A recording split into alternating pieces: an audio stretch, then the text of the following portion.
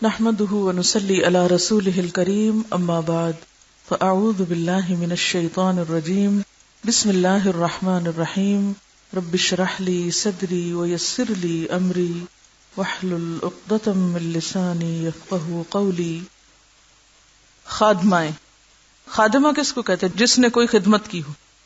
آپ کی خادماؤں میں سے بعض کے نام یہ ہیں: خود آپ کی والدہ آمنہ بنت وہب بن عبد مناف بن زہرہ بن کلاب، پھر سویبہ، حلیمہ، شیمہ، آپ کی رضائی بہن جو وفد حوازن کے ہمراہ. حوازن کہاں سے تعلق رکھتے تھے؟ طائف سے. جب خدمت میں حاضر ہوئی تو آپ نے اپنی چادر ان کے لیے بچھا دی. فاضلہ الجلیلہ ام ایمن، برکہ ان کا نام برکت تھا، الحبشیہ جو آپ کو والد سے ورثے میں ملی تھی.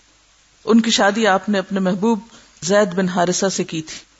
انہی کے بطن سے اسامہ بن زید پیدا ہوئے. جب نبی صلی اللہ علیہ وسلم کا انتقال ہوا تو ابو بکر اور عمر ام ایمن کے گھر گئے. وہ بیٹھی رو رہی تھی. تسکین دینے لگے کہ اے ام ایمن، جو کچھ خدا کے ہاں ہے وہ رسول اللہ صلی اللہ علیہ وسلم کے لیے اس دنیا سے بہتر ہے.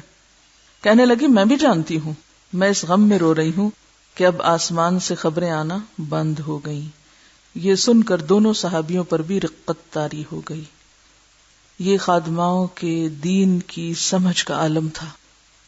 اسلام میں خادمہ ہونا، خدمت کسی کی کرنا کوئی عیب نہیں، لیکن خادمہ ہونے کا مطلب یہ نہیں کہ انسان اپنی آنکھیں، کان، دل، دماغ بند کر لے اور دین کی سمجھ بوجھ حاصل نہ کرے، یا دین صرف مالکوں کے لیے ہے، خادموں کے لیے نہیں. خادم بھی ملت اسلامیہ کا حصہ ہیں، اور فرض کیا بنتا ہے کہ ان کی دینی سمجھ بوجھ کا بھی انتظام کیا جائے. یہ تھا اس پیراگراف سے سیکھنے کا سبق. کیونکہ شاید آپ میں سے کچھ لوگ یہ سمجھ نہیں پا رہے کہ یہ اتنی آسان کتاب ان کو کیوں پڑھائی جا رہی ہے. آپ خود بھی پڑھ سکتے ہیں اس کو. دو بڑی وجوہات ہیں. ایک تو یہ کہ ان الفاظ کے جو خصوصی عربی الفاظ ہیں ان کا تلفظ آپ کو درست طور پر آئے. نمبر دو یہ کہ اس کو آج کی زندگی سے آپ ریلیٹ کر سکیں. اور پھر نمبر تین، آپ اپنا تعلق نبی صلی اللہ علیہ وسلم سے بڑھا سکیں، مضبوط کر سکیں. کیونکہ جس کے بارے میں جتنی زیادہ پہچان ہوتی ہے اتنی ہی محبت زیادہ ہوتی ہے. اللہ پر ایمان لانے کا مطلب کیا ہے؟ کیا بتایا تھا میں نے؟ کیسے آتا ہے یہ ایمان؟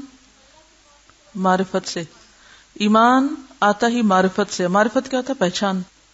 رسول اللہ صلی اللہ علیہ وسلم پر ایمان کہاں سے آئے گا؟ معرفت سے. کس کی؟ آپ کی. آپ کیا تھے، کیسے تھے، کیسے رہن سہن تھا. ہمارے لیے اسوہ حسنہ کہاں سے کیسے بنے. قرآن پر ایمان کیسے آئے گا؟ قرآن کی معرفت سے، جاننے سے، سمجھنے سے.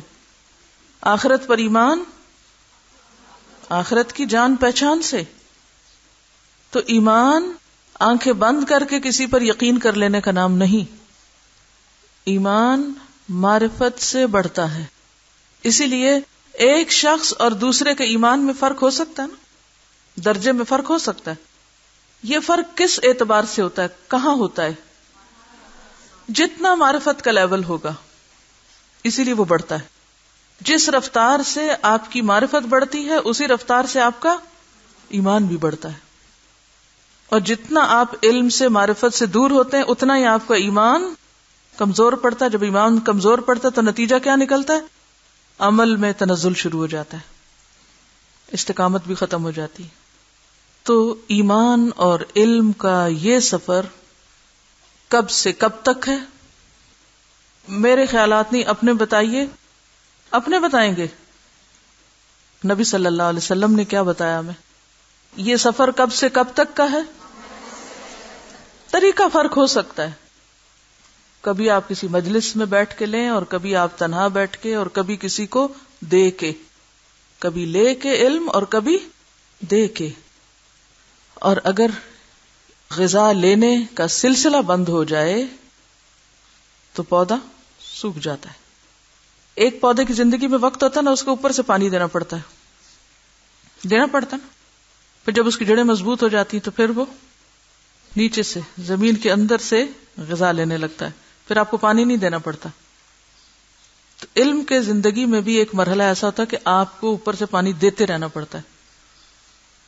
پھر آپ اتنے اسٹرانگ ہو جاتے ہیں کہ اب آپ کے اندر ایک معرفت یا غور و فکر کا ایک لیول اور ایک مضبوطی آ جاتی ہے. آپ ڈیپتھ میں جانے کے قابل ہو جاتے ہیں, گہرائی میں چلے جاتے ہیں.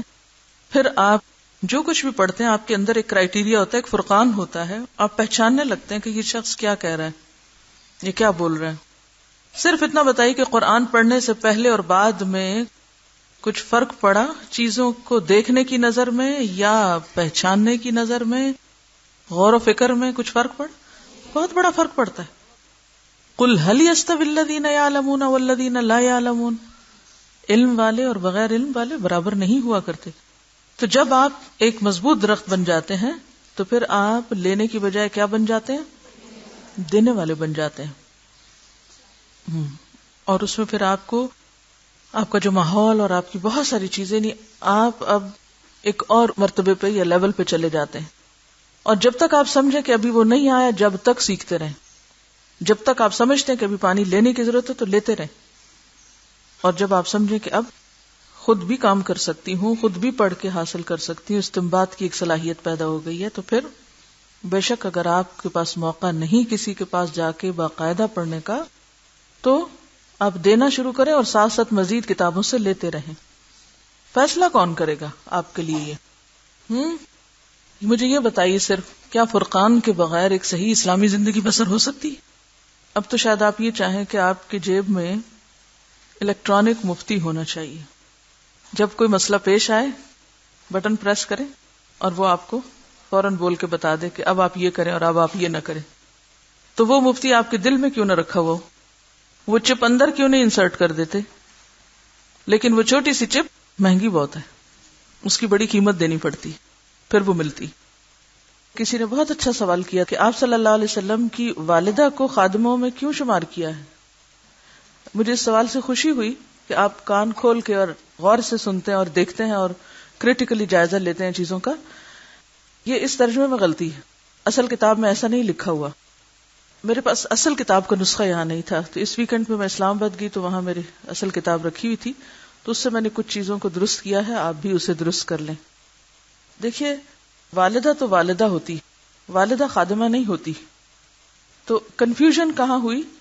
کنفیوژن اس طرح ہوئی کہ اصل کتاب میں عبارت کچھ یوں ہے کہ آپ کی والدہ ام ایمن, کیونکہ آپ کی جب والدہ کی وفات ہوئی تھی تو اس کے بعد کس نے آپ کو سنبھالا تھا؟ جب آپ کی والدہ آپ کو مدینہ لے گئی تھی, جب آپ 6 سال کی عمر کے تھے, تو اس وقت جو ام ایمن تھی انہوں نے والدہ کا کردار ادا کیا تھا. تو اصل کتاب میں ان کو والدہ لکھا ہوا ہے, اور وہ آپ کی پھر ظاہر ہے کہ خادماؤں میں سے بھی تھی.